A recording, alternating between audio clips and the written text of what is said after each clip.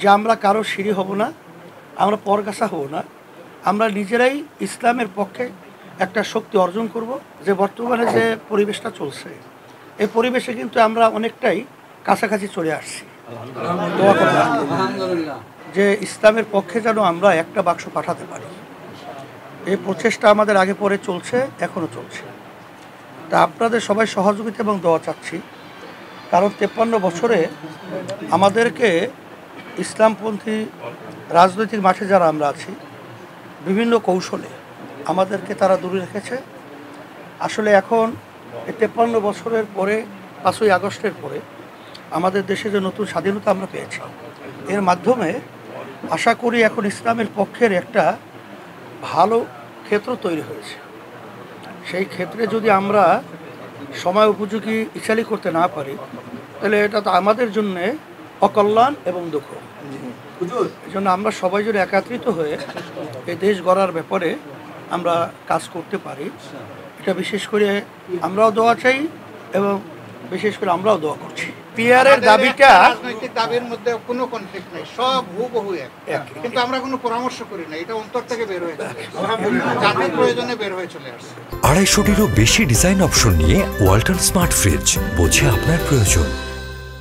শোনেন, একটা চিন্তার ব্যবধানতা রাজনীতি মাঠে যারা কাজ করে থাকতেই পারে।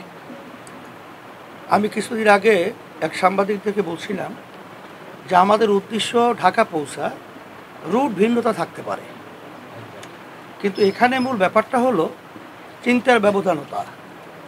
আমরা ইসলামী আন্দোলন বাংলাদেশ মনে করি যে বাংলাদেশে 100-র ভিতরে 92 জনের মতো মুসলমান বসবাস করে। এই দেশের ভিতরে বাস্তবতা হলো ইসলামী নীতি আদর্শটাই এক পর্যায়ে রাষ্ট্রীয় পর্যায়ে বাস্তবায়িত হবে এবং এটাই বাস্তবতা। কিন্তু আমরা আসলে দেখেছি যে অন্য যে স্বার্থান্বেষী মহল রাজনৈতিক, তারা কিন্তু নিজেদের স্বার্থে এবং দলের স্বার্থে অনেকাংশে আমাদেরকে ব্যবহার করেছে। আমাদেরকে সিঁড়ি হিসাবে ব্যবহার করে তারা ক্ষমতার মসনদে বসে ইসলামের পক্ষে তাদের থেকে কোনো ভালো কাজ আমরা লক্ষ্য করি নাই বা তারা করে নাই। জাতির জন্যও পাই নাই, দেশের জন্যও পাই নাই। আর ইসলামী আন্দোলন বাংলাদেশ আমাদের চিন্তাটা হলো যে আমরা কারো সিঁড়ি হব না, আমরা পরগাছা হব না, আমরা নিজেরাই ইসলামের পক্ষে একটা শক্তি অর্জন করব এবং ইসলামী শক্তি নিয়ে আপনার বাংলাদেশের ক্ষমতার মসনদে এটা থাকবে। এটাই আমাদের চিন্তা ছিল। বিগত দিনে আমরা দেখেছি যে ওরা আমাদেরকে বারবার ব্যবহার করেছে, কিন্তু আমরা ব্যবহৃত হতে চাই না। এখন তো আপনারা লক্ষ্য করছেন যে বর্তমানে যে পরিবেশটা চলছে, এই পরিবেশে কিন্তু আমরা অনেকটাই কাছাকাছি চলে আসছি। দোয়া করবেন। আলহামদুলিল্লাহ বলছি যে ভাই ভাইয়ের কোনো ব্যবধান থাকে না। ওনার মন্তব্য আমার মন্তব্য একই মন্তব্য, আলাদা কিছু নাই।